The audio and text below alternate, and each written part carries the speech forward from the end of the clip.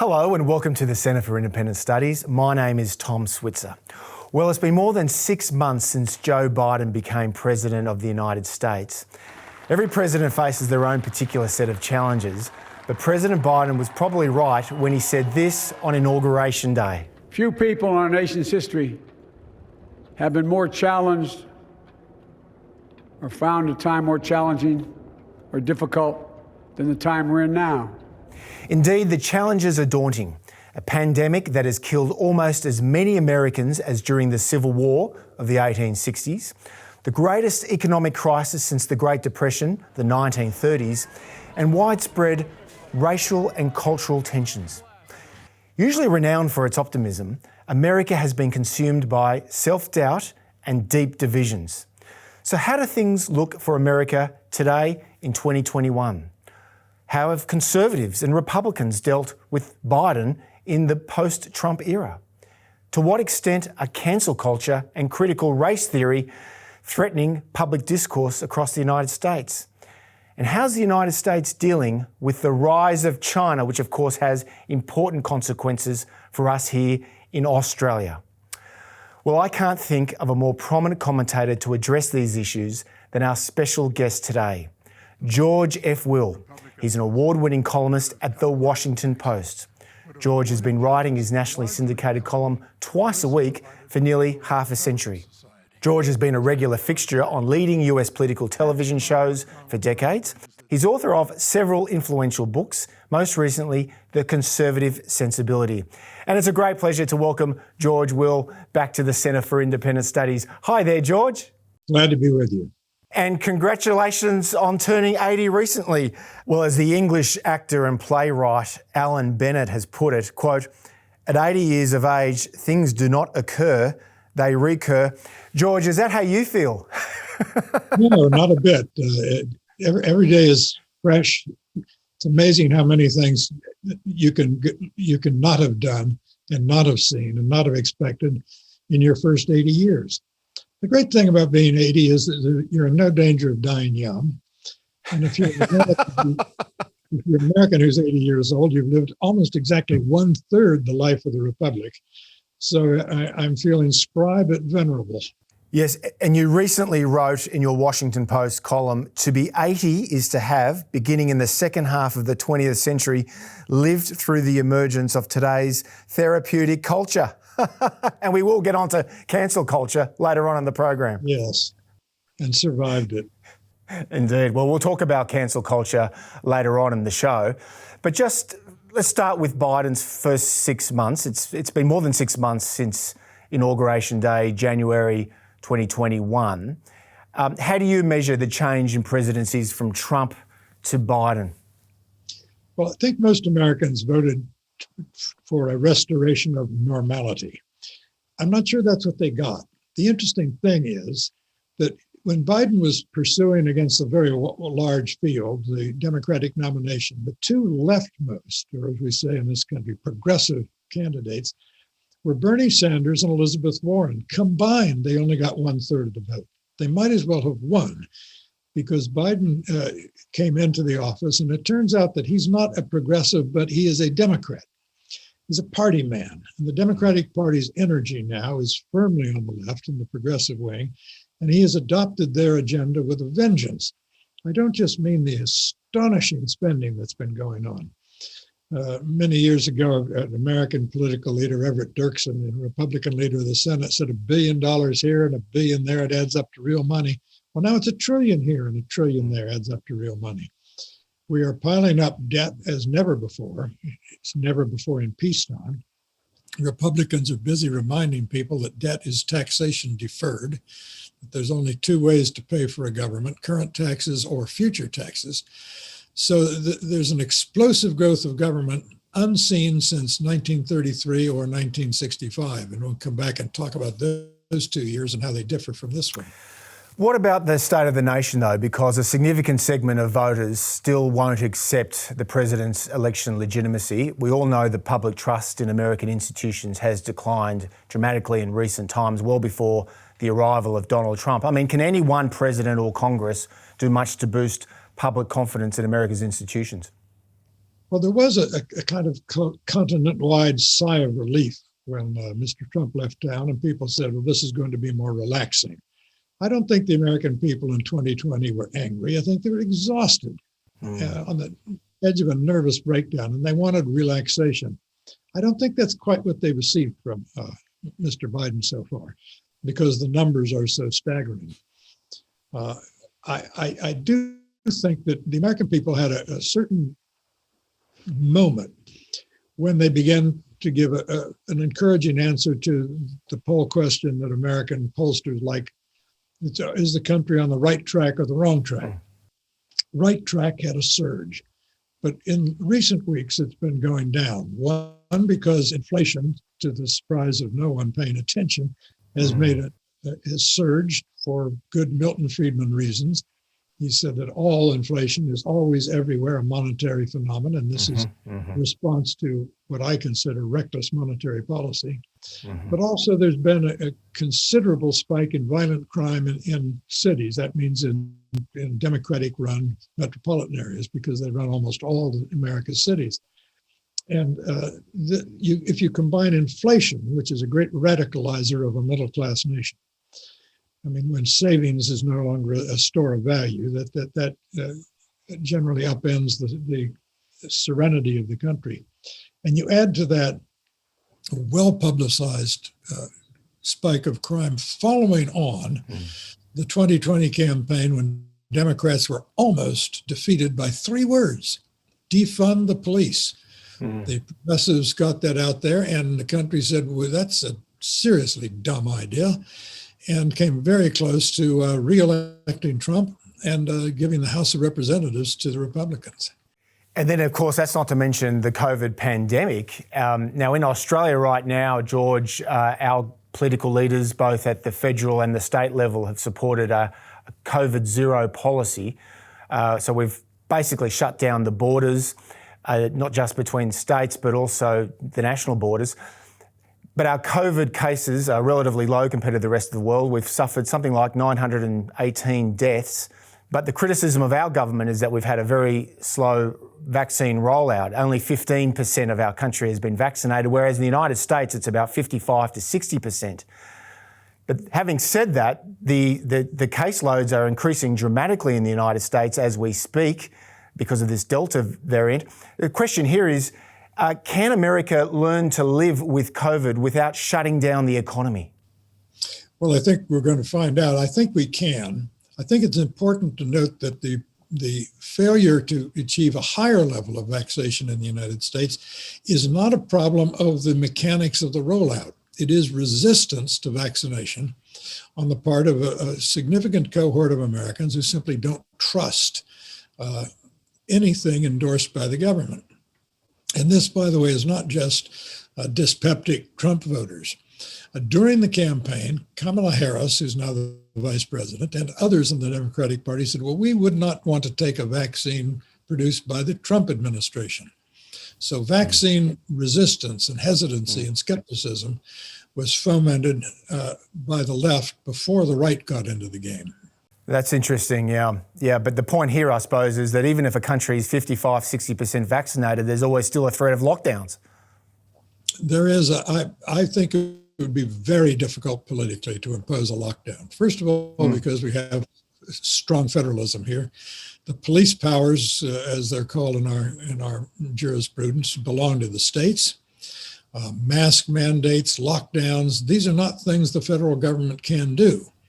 And you have vast disparities in the approaches to this, from Michigan, which is very locked down, to the state of Florida, where masks themselves are considered somehow problematic and a difficult political statement. Yeah. Now, it's a reminder of the differences between the United States and Australia. Let's return to the Biden public policy agenda. I know it's only been 6 months, but you mentioned that big spending stimulus package. It's gone through Congress. Another big infrastructure spending is awaiting Senate approval. You mentioned inflation, and this has been a big issue for the Centre for Independent Studies. We're a minority voice on this issue in Australia, George. But surely there's a big danger, and you're not alone here. Even Bill Clinton's Treasury Secretary, Larry Summers, has warned that this big spending stimulus packages, and we're seeing this around the Western world, won't that just overheat the economy and put upward pressure on interest rates, which of course could just increase the risk of a serious downturn in the next 12 months? That's exactly right. First of all, we're stimulating an economy that is over-caffeinated at the moment, an enormously successful drive to get people back to work. And to the extent that they're not back to work, it's because part of the stimulus was radically increased unemployment compensation, making it rational economically for a large number of Americans not to go back to work because they'd lose money, because they would no longer be eligible for the increased unemployment compensation. Add to that the beginning of inflation coincides with difficulties in the supply chains around the world, attributable to the pandemic, so that you have increased demand and diminished supply. Classic example of too much money chasing too few goods, a classic definition of inflation. Well, one of the big public policies in Australia in recent times has been climate change, and the centre-right government of Prime Minister Scott Morrison is under all sorts of pressure from the corporate and media elites to slash Australia's emissions, net zero emissions by 2050. And we're all too often told that Joe Biden's leading the world in decarbonising the economy. Now, Biden has suggested that America will slash carbon emissions by half below 2005 levels by 2030 and net zero emissions by 2050. However, to make the Paris targets legally binding, enforceable and verifiable, doesn't Biden need Senate ratification? And my understanding, George, is that he won't get the 2/3 of the Senate to ratify the Paris Climate Treaty. So given all of that, are Biden's promises on climate just empty gestures? Well, they are to this extent. First of all, Mr. Obama, who negotiated the Paris Accord, called it an accord. It is not a treaty. It is not binding because he knew he would have great difficulty getting 68 senators to ratify it. It's a little bit like the Iran Accord. It was another thing that should have been a treaty, but there was insufficient political confidence on the part of the Obama administration. Second, these are all non-binding on any of the nations, and most of the nations are not going to reach it. The United States has done better than most nations, much better than the European Union nations in reducing its emissions because of fracking. And the Biden administration is hostile to fracking. You would think that if people really believe their rhetoric about climate change being an existential threat to life on the planet, they would say, well, the first thing we're going to do is ramp up nuclear power generation. No, they don't want to do that either. So it's a little bit hard to take this seriously. I must tell you, all of these commitments to drastic reductions or net zero by just over the horizon in terms of time strike me as rather like the old Soviet Union grain quotas. They're avowed but not constraining. No one expects them to happen, and I certainly don't. Yeah, and I've written in the past that who'd believe a bunch of politicians making commitments for 30 years' time, a time when none of these politicians will be in power, and most, certainly in the case of Joe Biden, most will be dead. But look, getting back to the United States, it does account for 15% of global emissions, and its emissions, as you've been saying, have been falling fairly significantly over the last 15 years, and that's driven by, as you say, fracking, natural gas, renewables. They've replaced coal power. But rising emissions from China, India and the non-OECD, they're steadily rising. I think this is an important point to bear in mind. How does Biden encourage Xi Jinping, someone he's called a thug, how does he encourage the Chinese leadership, the Indian leadership, the developing world leadership? How does he encourage them to slash emissions when their net emissions are steadily escalating? He doesn't, because the developing nations are a little bit weary of having the developed nations tell the developing nations to quit developing so fast, because that's what it amounts to. If the agenda of the developed nations is to impose upon the world a regime of expensive energy, no one's going to buy into this. Remember, the Chinese commitment under Paris is by 2030 to begin to reduce the rate of growth of its emissions. So China is, under Paris, required to do essentially nothing. Some people listening into this would be very nervous about this because if you can't get emissions down, this is going to lead to catastrophic climate change. This is a widespread view. It's taught among our students at kindergarten to year 12 that, climate change does indeed represent an existential threat. If indeed these international gatherings can't actually make serious efforts to reduce emissions, what does all that mean? How do we deal with climate change? We deal with it largely by mitigation measures. If there's going to be a rise in the seas, and of course the sea level has been rising by some measures for 20,000 years, by others certainly since the middle of the 19th century, then you're going to have to build some seawalls around Miami. It's a whole lot easier to do that than to fine tune the rheostat on the planet. The fact is, climate science is extremely complicated. Journalism is extremely simple. Never in the history of the world has it been possible, because there weren't things like the internet and mass communications and all the rest. Never in the history of the world has there been anything like the degree of monomania developed by journalism about climate change. They have a heat wave in Seattle. Every media outlet in the United States says, well, that is caused by climate change. It is quite simply impossible to say with any degree of responsible certainty that a particular weather event is caused by climate change. So you can't, it would be a full-time job to simply go around and try and stamp out the nonsense. So the good news is that while many people say it's existential, their behavior doesn't indicate that they mean it. You've been very critical of the Republican leadership on Capitol Hill and obviously President Trump, but on that issue, I think you're more aligned with the Republicans than Democrats. That's quite evident. Let's talk about the post-Trump Republican movement. The Republicans, of course, under Trump, lost both the House of Representatives and the Senate, and of course the White House. So Republicans are the minority party in Washington for the first time since the early Obama era. How do you think Republicans have come to grips with the Biden era and their own movement in the post-Trump era? I think they're more intellectually comfortable now in opposition against Mr. Biden, particularly because Mr. Biden is ignoring Thomas Jefferson's famous advice: do not undertake large departures in policy on slender majorities. The Senate is tied 50-50. The Democrats have a 5-seat advantage in the House, and yet they're proceeding as though it were 1933, when they had the first explosive growth of government under Franklin Roosevelt's New Deal. But he was coming off a landslide victory in the repudiation of Herbert Hoover. Mm-hmm. The next explosive growth of government was in 1965, when Lyndon Johnson embarked willy-nilly on creation of the Great Society program. But he was coming off an enormous landslide victory, bigger than Roosevelt's in 1932, in 1964, when he won 44 states against my man, Barry Goldwater. Mm-hmm. This is a very different setting.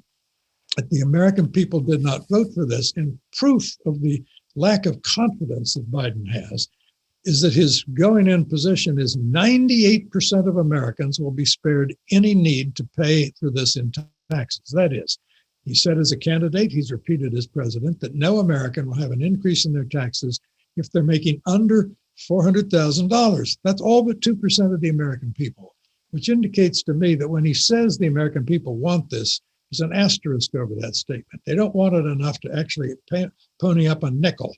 As long as it's free money that's appearing in their mailboxes, and there's been a lot of that going on with these stimulus checks, guess what? Free money polls very well indeed. So if Joe Biden essentially has been the Trojan horse for this increasingly left-wing and interventionist faction of the Democratic Party, that surely augurs well for the Republicans at the midterms in 2022, next year, right? I had breakfast earlier this week with one Republican senator. I had lunch today with another, and both of them think that Joe Biden is doing everything possible to produce a good Republican year in 2020. Now, listen, the former Republican Speaker of the House, Paul Ryan, whom you know, recently addressed the Ronald Reagan Presidential Library. You dedicated a Washington Post column to his address, and I'd encourage all CIS members to find the speech. You can easily just Google it. It's Paul Ryan, Ronald Reagan Presidential Library. I think it was in late May of 21. Now, notwithstanding Ryan's criticisms of identity politics and cancel culture, George, is it fair to say that Ryan's embrace of a Ronald Reagan CIS-like agenda of free markets and fiscal discipline, I mean, does that really resonate in today's Republican Party? Today's Republican Party is a minority party in the United States, and the Ryan will, if you will, the Ryan will view of Reagan policies is a minority within the minority Republican Party. One of the sobering things I think we have learned in the conservative movement in the United States is that conservatism, understood as classic liberalism, commitment to free trade, small government, individual rights, is a lot smaller cohort in the United States than we had hitherto thought. Doesn't mean it can't be a larger cohort. The last time the United States had a surge in belief in the Paul Ryan kind of conservatism was when the Democrats produced in the 1970s stagflation. They produced inflation, they produced stagnation simultaneously, which is a remarkable achievement, never been done before as far as I can tell. And that concentrated the minds of the American people on certain home truths they had forgotten. I hate to say it, but I think difficulties are coming, and difficulties are going to be very good for a revival of the Paul Ryan, Ronald Reagan kind of conservatism. Well, that is interesting, because if you look at conservative parties around the world, let's take Britain, for example. The Tory Prime Minister, Boris Johnson, has smashed the British Labour's red wall of working class constituencies. And for all his flaws, didn't Donald Trump make significant inroads into the democratic, traditional blue-collar heartland? So again, I'll get back to this question. How do free markets and fiscal discipline, how does an economic reform agenda resonate with those folks who are, coming to grips with the pandemic? They've been displaced by economic globalisation, widening inequality. How do we sell the agenda of free markets and free trade to that important electoral constituency? George Will. Interestingly, the most encouraging and surprising development in the 2020 presidential election was the surge, not yet by any means a majority, but the surge of support among Hispanics. Now, Hispanics are a very diverse group. The Cubans in Miami and the Mexican immigrants in Denver, Colorado, and very dissimilar. But there seems to be a common receptivity to the idea of entrepreneurship. That's why they came to the United States. They don't come to the United States to get on welfare. They come to the United States to go to work. And they have a workforce participation rate higher than Native Americans, native-born Americans. So it is here the sense of they have a great stake in economic dynamism that is the opening for the Republicans. You're quite right. Donald Trump made enormous gains, became president because of the enormous gains in the old Rust Belt in the United States, extending Pennsylvania, Ohio, Michigan, Wisconsin. He lost because he lost ground in those states, but that had more to do with his handling of the pandemic than it did with any repudiation of his low tax, high growth policies, which he rightly bragged had reduced African-American male unemployment to a record low. George, following on from Trump's electoral success in 2016, of course, one of the reasons why he did so well with that working class constituency is he tapped into legitimate anxieties about identity politics and cancel culture, the so-called woke left activism. And nothing better demonstrates that than the rise of what's called critical race theory. And we at CIS, through the work of one of our leading scholars, Peter Curti, has written a lot about critical theory generally. Now, when we last met on Zoom in 2020, it was shortly after the death of George Floyd. And since then, of course, the former police officer in Minneapolis, who murdered George Floyd. He's been convicted and sentenced. Now, before the jury had reached a decision, President Biden said he was praying for a guilty verdict. And after the conviction, Biden said systemic racism is a stain on our nation's soul. Question: is American law enforcement corrupted by racism that goes back to slavery? No, and neither is American society. After the President's State of the Union address, the Republican response was delivered by Tim Scott, an African-American from the deep South state of South Carolina. And he gave such a forceful defense of the essential goodness of America that Joe Biden and Kamala Harris were asked the next day, is America a racist country? And they both had to say no. Critical race theory asserts that the United States' real founding was 1619, when the first enslaved Africans were brought to the country, that the country is saturated in racism, that its essence is white supremacy, and that almost no progress has been made. And indeed, there's been racial regression for the last, decades. Perfect, squalid nonsense. And most Americans know it's nonsense. And they are extremely tired of being lectured that they're racist. Running around calling people racist is really not the way to their hearts if you really want to prosper politically. And furthermore, there is now a very substantial, broad-based, grassroots reaction against schools importing critical race theory to teach their children at age 8 that they should check their privilege and understand that they're part of an oppressive cohort. Now, these are what you identify as the toxic precepts of critical race theory. Quote, silence is violence, but debates perpetuate oppression. Reason is a myth disguising power differentials. An individual is a mere fragment of a tribe. Society is always and everywhere an arena of zero-sum conflict. Pluralism is an instrument of repressive tolerance.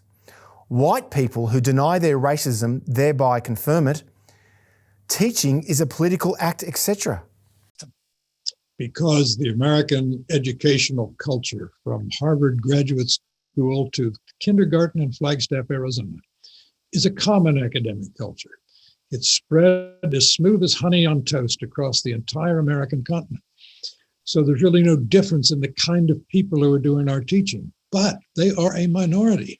They do not represent the parents of America who are sending their children to these schools. Critical race theory is Marxism for people who realize what a grave disappointment the proletariat has been for Marxists. Marxism, the driver of history will be the proletariat enraged and made revolutionary by the immiserization of the proletariat by awful capitalism. Well, capitalism didn't cooperate. It made everybody rich and prosperous and happy and free. Therefore, what did they do? They said, well, we need to find some other way to reduce politics to a power struggle and nothing but naked power, and a zero-sum power struggle. The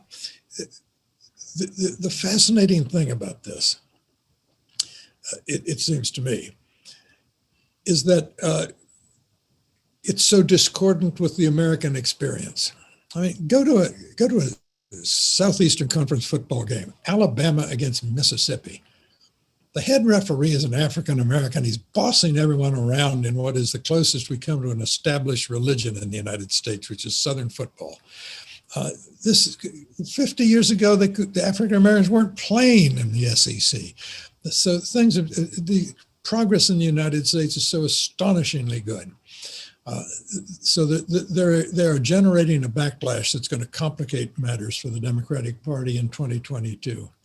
And as you say, there is already evident signs of a backlash among many school parents across the union, correct?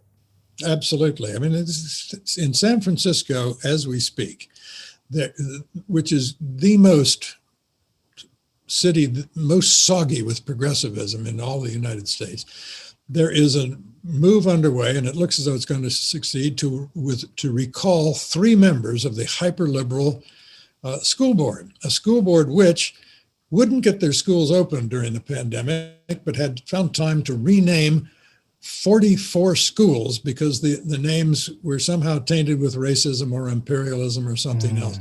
For example, and they were so ignorant about it, they decided to rename a school called the Alamo School because they thought it referred to the Battle of the Alamo in Texas and was therefore part of American expansionism and imperialism. Actually, the Alamo is a kind of tree they'd named it after. Didn't matter when this was pointed out to them, so got to get rid of it anyway. We could go on about cancel culture, and it is profoundly depressing for anyone who truly believes in liberalism. Let's cheer ourselves up and talk about the U.S. China competition, which is intensifying. Now, President Biden. Before I do that, could I say one more thing about? Go for your life, George. Sorry.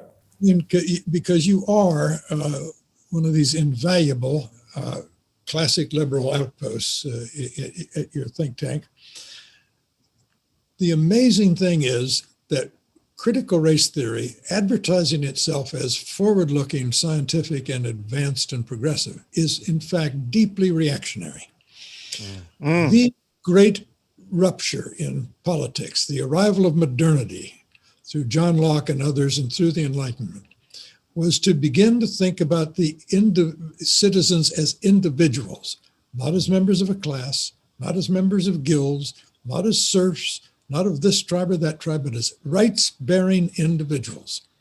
And it is this core belief of modernity that critical race theory rejects and would have us drive backward away from into the retribalization of world politics. Here from all of us at CIS, you put it very well. China, President Biden, by all accounts, is continuing the tough US anti-China policy. The Trump tariffs are still in place. Biden's reaffirming ties with Taiwan. If anything, he's strengthening those ties. And unlike Trump, he's called for human rights abuses to be called out. And of course, he's placed more emphasis on reviving US alliances in the region. Now, you've called Biden's foreign policy Trumanesque. Now, that's after President Harry Truman, who enunciated the containment doctrine during the early Cold War. How do you see the intensifying US-China economic security competition playing out? I think Henry Kissinger is right that we're in the foothills of a Cold War, and I think we are marching up beyond the foothills into a real Cold War. The difference is this. The Soviet Union was such a backward country and remains a backward country economically. Whoever described it as upper Volta with missiles got it about right. The Soviet Union was not enmeshed in the world trading system, which itself was not nearly as developed as it now is. China is enmeshed in the world trading system, and that's both good and bad. The bad is China is a robust economic power and therefore a formidable competitor. The good news is, however, that being enmeshed in this system and all the world's supply chains, it is, I won't say quite bound down like Gulliver among the Lilliputians by all the threads of commitments it has commercially, but it is somewhat immobilized and it is somewhat restrained. Now, a Leninist state in which the survival and primacy of the party is everything, will, in the end of the day, and this is odd for economic determinists, they will sacrifice the economy to the survival of the primacy of the party. So we can't count on economic forces taming them. We have an extremely aggressive president in President Xi, who has said, and I happen to think Taiwan the Taiwan Straits are far and away the most dangerous place in the world right now. It's the only place a thermonuclear war could start. He has said we cannot pass this problem, the problem of Taiwan as a renegade province, as they say, down from one generation to another. A very senior American military official has said he can see a war with China over this in the next 6 years. The good news is, not only is Australia, where you're really on the front lines of this and are acutely aware of the bullying and the dangers involved in dealing with China, but Japan's rhetoric has changed remarkably about its commitment to the defense in conjunction with the United States of Taiwan against the attempt to settle the question of Taiwan by force. The Biden administration, from South Korea to Japan to Australia to the Philippines to Vietnam to India, is marshaling extraordinary amounts of GDP and potential military force to give, I think, the Chinese second thoughts. China suffered a trauma in 1996 when, in their attempt to intimidate the Taiwanese when they were having the crucial election, they launched missiles into the waters around Taiwan. The United States response was to send not one but two aircraft carriers through the Taiwan Strait. The Trump of 1996 galvanized in Beijing the determination to build up the People's Liberation Army, which they have done. And they now have a kind of dangerous confidence. The military is saying, and is being quoted in the state-controlled press as saying, we can take the United States now in any conflict in the Western Pacific. That I think that may not be true. I know for a fact that war games conducted by the American military show a very dicey situation should war break out. So this is ripe for a miscalculation on the part of the Chinese. Yeah. Well, keeping with Taiwan, and you mentioned your friend Henry Kissinger, who's now in his late 90s, July 21 marks the 50th anniversary of Kissinger's secret trip to what was then known as Peking. And that paved the way for President Nixon's historic trip to China in early 1972. And that, of course, set the scene for the renormalisation of Sino-American relations. Had that long period of a policy of engagement until Trump. In retrospect, George, do you think that Nixon and Kissinger sold out Taiwan to Mao Zedong with the One China policy? It was made very clear before Kissinger got there, as soon as he got there, and while he and Nixon were there. It was made very clear to them that if Taiwan were not, if there were not some agreement about Taiwan, there'd be no agreement about anything. So, in the imperative of the first Cold War, which was to bring China in as a counterweight to the Soviet Union, I think what they did with the Shanghai Communique and the One China, Two Systems Band-Aid that they put over this problem was defensive. But much has changed since then, not least the fact that Taiwan is a robust democracy, put in the lie to the fiction that somehow the Chinese people are not suited to democracy. Second, the percentage of Taiwanese who think of themselves as Taiwanese and not as part of mainland China has increased steadily and is increasing more rapidly. I think it's about 85% consider themselves Taiwanese, not Chinese. Extraordinary, yeah. Absolutely. So the United States, which has been practicing a policy of strategic ambiguity for years as to whether or not the United States should be committed to a military defense of the independence of Taiwan, more and more people, the head of the Council on Foreign Relations in the United States, Senator Tom Cotton of Arkansas, who will be a presidential candidate for the Republicans, are all saying that strategic ambiguity has exhausted its usefulness. And I think you will continue to see incremental ways of increasing the status of Taiwan and the strength of U.S. relations.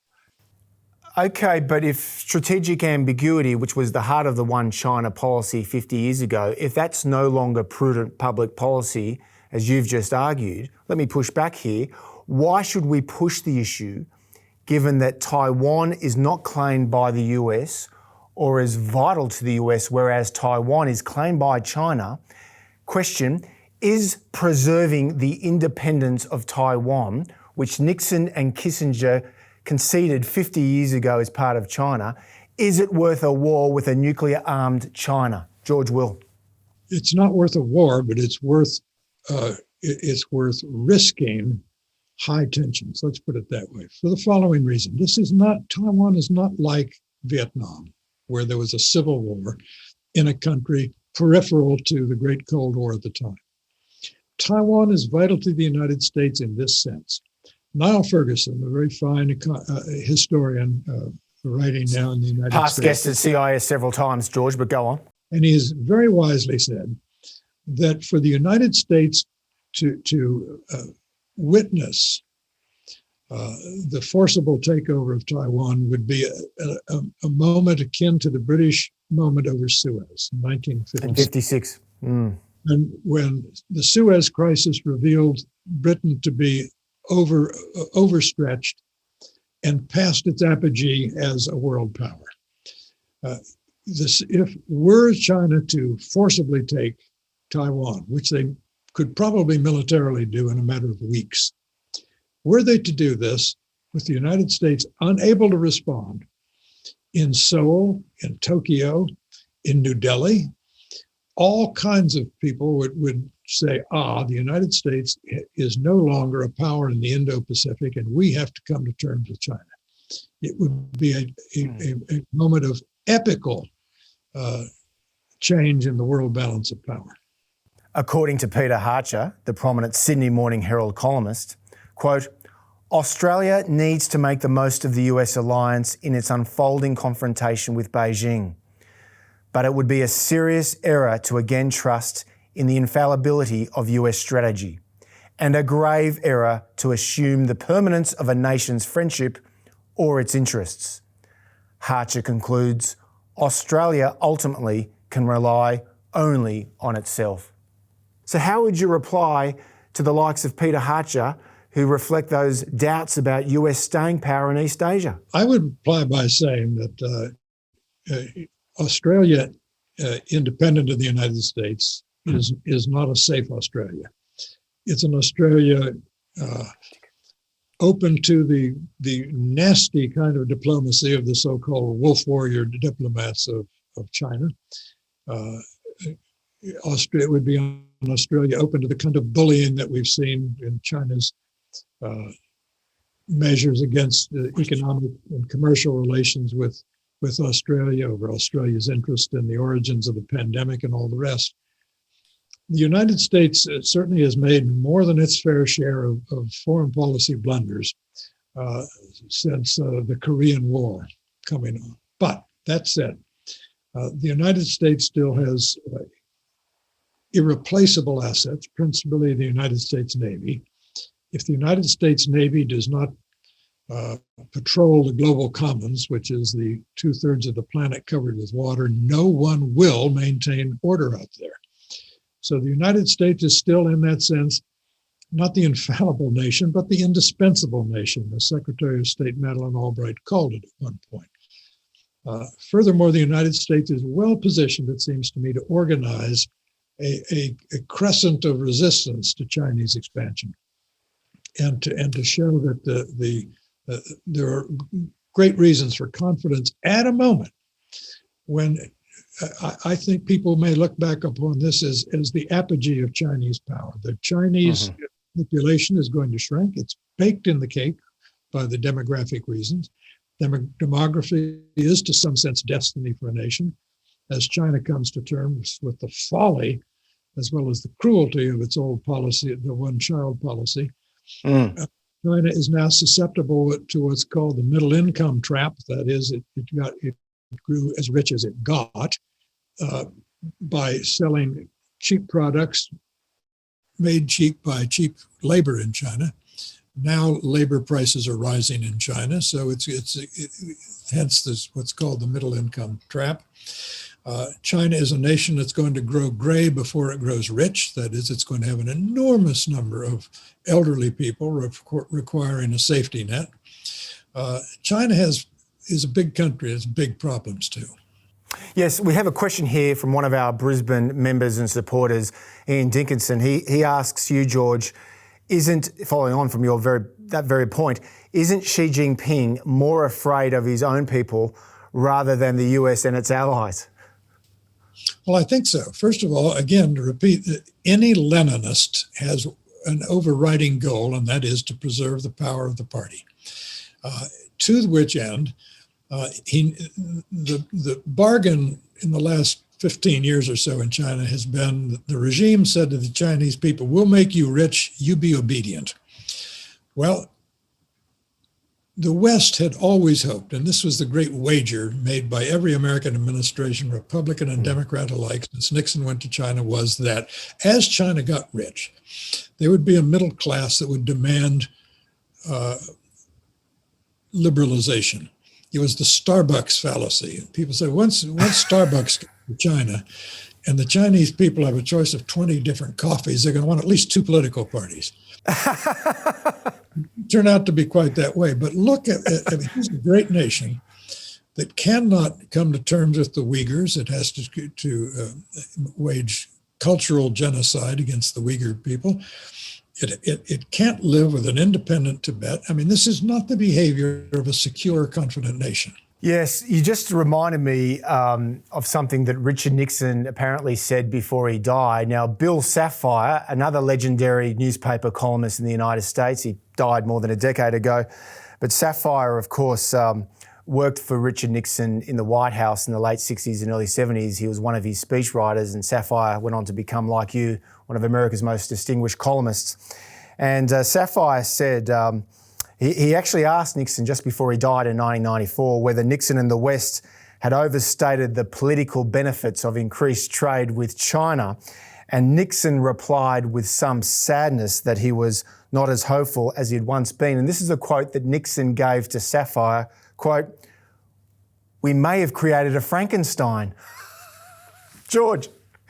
Well, the theory was, it was a cheerful liberal theory, which was that once China was enmeshed in commerce, once you had even a market dominated by the state, it needed courts to adjudicate commercial disputes.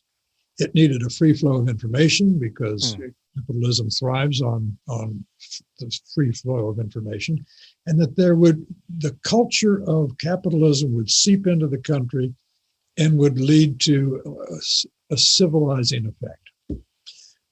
That was a wager the Americans made, the West made, and the wager has been lost, let's face it. So we have to go back to, we're now in the process, or in the Western world, of developing Plan B for a society that proves something we didn't want proven, which is that you can have authoritarianism and rapid economic growth.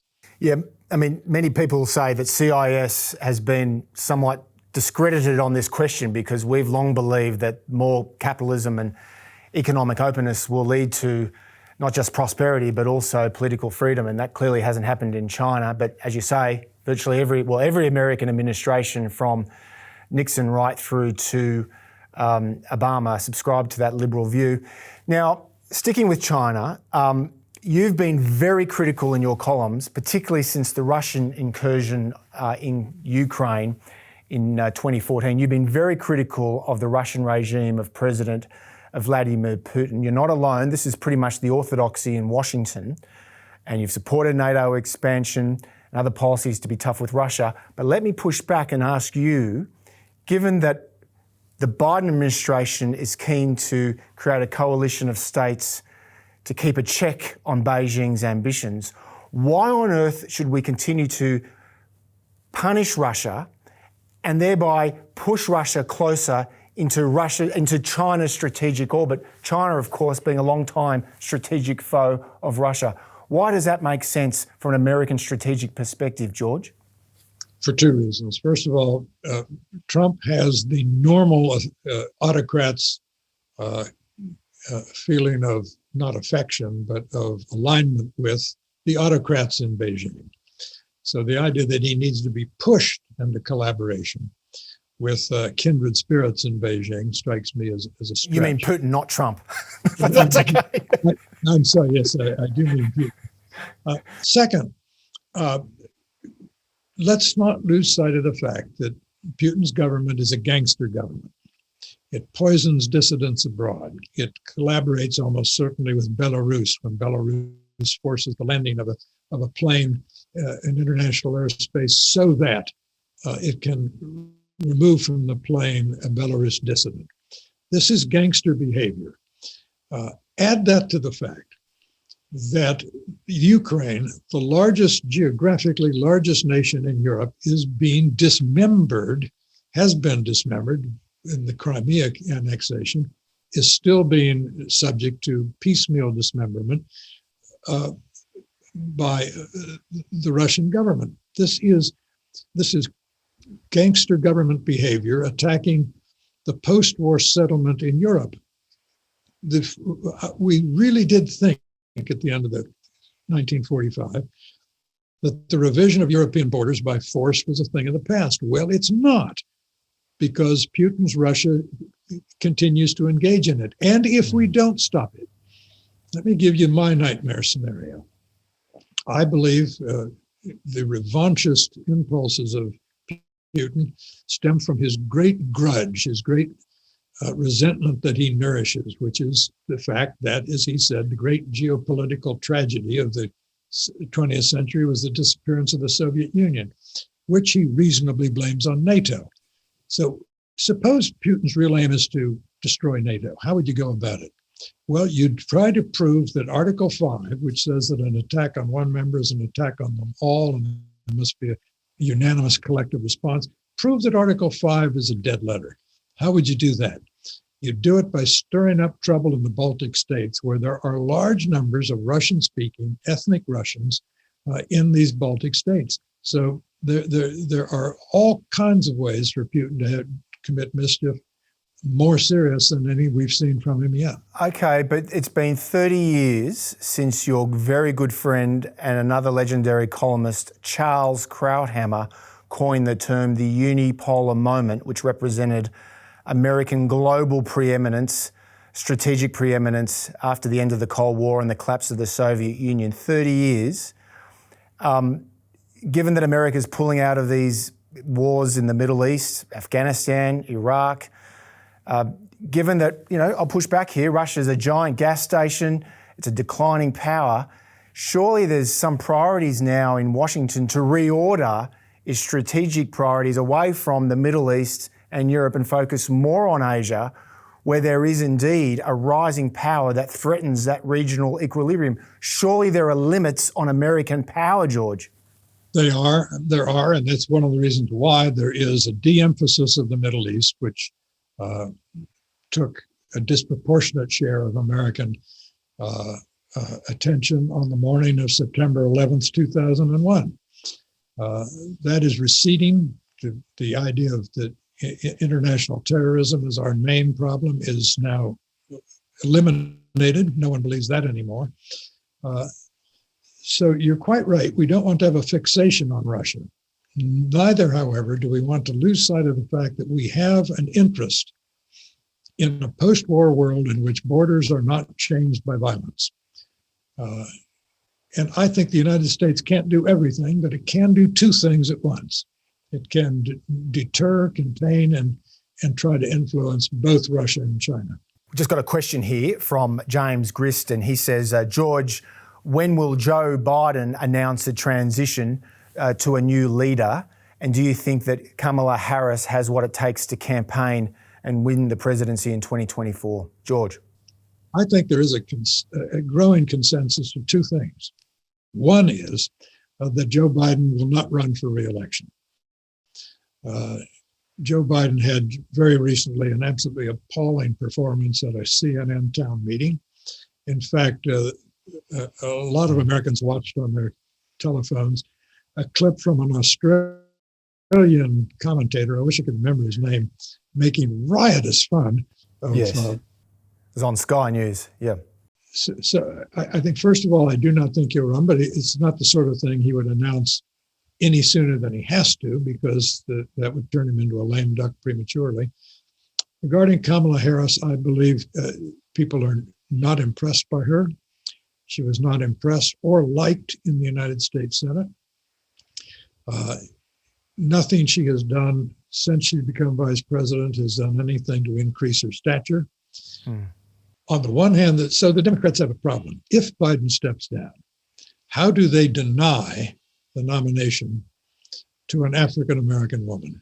That would be politically difficult. On the other hand, it would be politically difficult to put all their eggs in her basket. because she is, I say, she is neither liked nor impressive. Now listen, let's conclude by trying to cheer us up, George. Now, only a generation ago, and I was in Washington working at the American Enterprise Institute in the 1990s, and these were the great days of a Pax Americana, if you like, the new American century, the benign global hegemon. Only a generation ago, America was rightly famed throughout the world for its democratic idealism. But let's be frank, during the last at least 2 decades, American public life has undergone a terrible deterioration. There have been some serious setbacks that have helped shatter American confidence.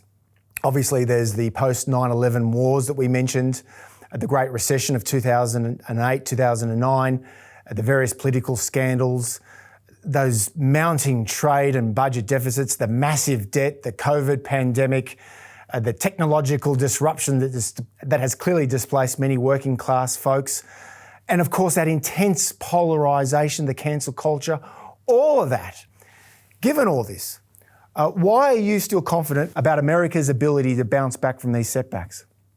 First of all, America is unique in the world in welcoming and attracting immigration, which I consider to be a great source of strength for our country. Some people look at people and see a problem. I look at people and I see resources.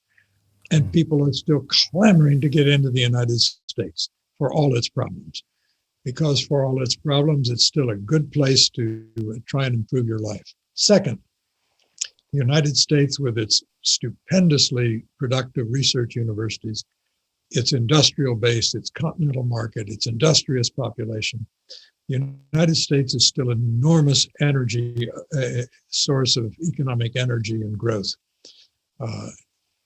No one ever got rich betting against the United States, and they're not going to do that soon. We have enormous problems. We are seeing all the possible pathologies of democratic politics writ large in the promiscuous printing of money, as though there's no tomorrow, by a political class that feels that it has now theories, new monetary theory and all the rest to justify this. These are transaction costs of democracy at all times. But the United States, it's been, Churchill is supposed to have said that the American people invariably make the right decision after they have exhausted all the alternatives. I like to think we're pretty far down the list of alternatives, and we'll start making the right decisions. Well, when you turned 80 recently, George, you wrote in the Washington Post, quote, "To be 80 years old in this republic is to have lived through almost exactly 1/3 of its life, and to have seen so many ephemeral excitements come and go that one knows how few events are memorable beyond the day." You went on to argue, quote, "This makes an American 80-year-old's finishing sprint especially fun because it can be focused on this fact: to live a long life braided with the life of a nation, conceived in liberty and dedicated to an imperishable proposition is simply delightful." George, it's been an absolute pleasure having you here at CIS. Which I hope will bring me to Australia sooner or later, pandemics permitting. Well, we have to wait for the borders to open up, and we do look forward to bringing you to Australia eventually to meet all of our members. George, Will, thank you so much. I've enjoyed it. Let's do it again. Well, for decades, CIS has been a fiercely independent voice working hard to promote sound liberal principles. To be notified of future videos, make sure you subscribe to our channel, then click the notification bell. We rely solely on the generosity of people like you for donations to advance our classical liberal cause. Check out the links on screen now to see how you can get involved.